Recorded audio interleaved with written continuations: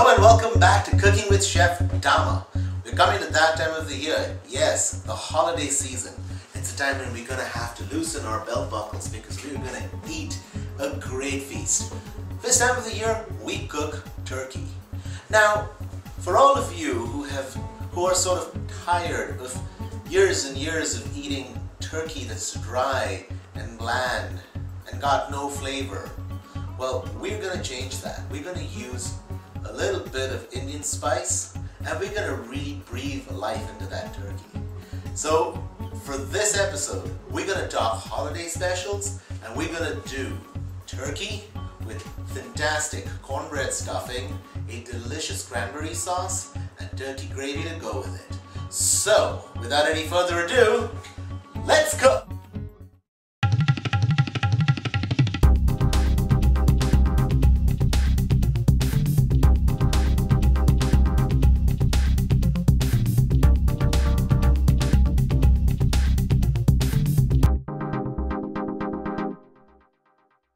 So here I have this beautiful about 12-pound turkey. Now in relative size, a 12-pound turkey is actually quite small. It's just because it's for me, my wife, and a few friends. Most important thing to do with the turkey is to give it a good washing. Take the turkey out of the wrapper. Make sure you wash the turkey thoroughly, both on the outside and the inside cavity. Dig deep inside the cavity. You will find the turkey neck. You want to keep that aside and use it later. It makes very good stock. Also, you want to reach in and you may find a packet containing the turkey innards. Cut away the tail, a little stub of the neck that you don't need, and even little bits of feather that might still be on the skin. Wash your hands and dry them thoroughly. I am sure you've gone through certain dinners where the turkey has gone completely dry and it has no flavor. Well, how do we correct that? We're going to correct it using a brine. It's a simple solution of water, salt, and sugar. Soaking the turkey in the brine allows the sugar and the salt to creep into the meat, go right in deep, and it really mellows out the flavor. Also, that is the perfect time to add some spice to the brine, and I'm going to show you a technique to get a full flavor of the spice. So let's get started with a really big pot, and let's make the brine. For the brine, you're going to need 8 quarts of cold water to start. Dissolve 2 cups of kosher salt, a cup of dark brown sugar, and a cup of regular granulated sugar and mix well. While your brine is coming to temperature so that you dissolve the sugar and the salt, you also want to add some spice into the brine. Now usually you can just add whole spices. You always add whole spices to brines. But I'm going to follow a little technique I learned from the Indian kitchen, and that is to toast the spice.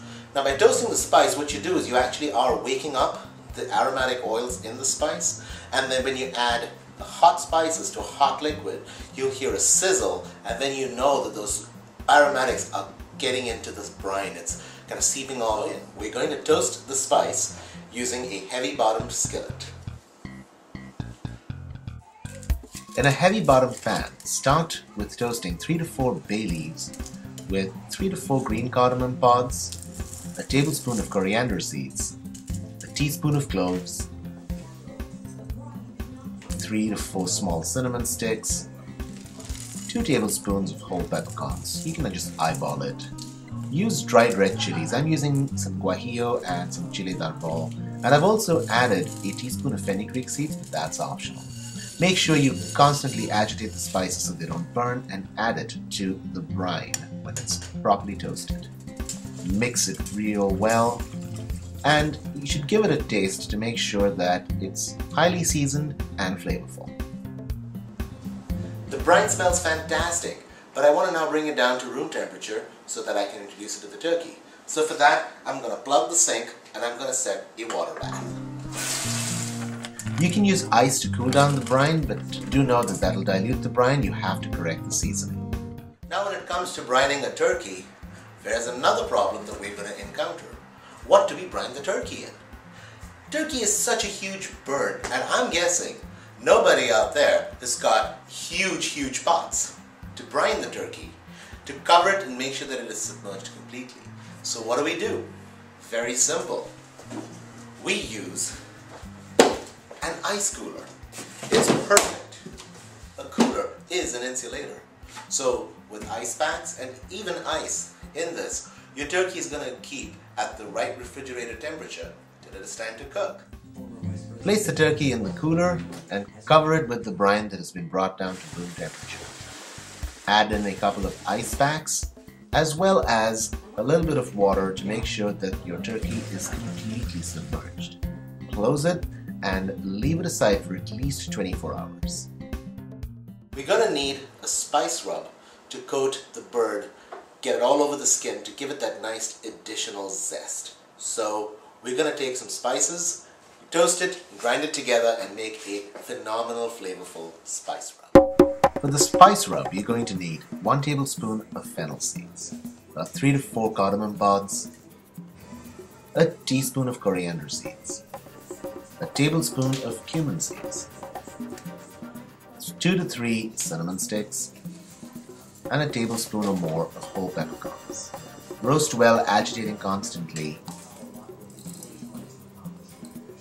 Put the toasted spices in a nut grinder or a coffee grinder and grind it to a fine powder. This will be sprinkled all over the turkey and it's going to give it a phenomenal flavor. Take the turkey out of the brine and drain it thoroughly.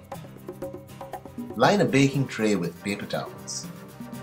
Place said turkey on the paper towels and make sure you pat it dry. You want to get rid of as much moisture as possible. Next, coat the turkey with the spice rub that you have made. Be very generous. Also, don't forget the insides of the cavity. You want some spice rub in there as well. Coat the skin of the turkey with a generous amount of butter. This will ensure that the skin gets crisp and delicious. Line a baking tray with aluminum foil and make your own rack using carrots and celery stalks. Place the turkey on the vegetables and stuff the cavity with sage, rosemary, and thyme. This will give the turkey some fantastic aroma. Secure the turkey, tie it with a butcher's twine, and be ready for the oven. Set your oven at 425 degrees. If you have a probe thermometer, stick it in the thickest part of the thigh and set it to 155. Another very good tip while doing turkey is while the turkey is approximately half done, the turkey breast is going to cook a lot faster than the thigh. You don't want the skin and you don't want that area to burn out and dry up. So you could just lay a little bit of aluminum foil right over the breast and you'll see that that foil will allow the breast to cook in its own juices. It won't dry out on the surface and your thigh meat will be cooked perfectly. 160 degrees on the probe thermometer tells me the turkey is ready to come out of the oven. I'm going to let it sit for about 20 minutes covered in aluminum foil. This will let the juices redistribute themselves in the meat, making it juicy and raising the temperature to 180. So here you have the perfect Thanksgiving. You've got friends, you've got family, and an amazing meal. Delicious spiced turkey roasted with wonderful cornbread stuffing, delicious turkey gravy, and cranberry sauce. And friends who just can't stop laughing. So there's only one thing to say: happy Thanksgiving and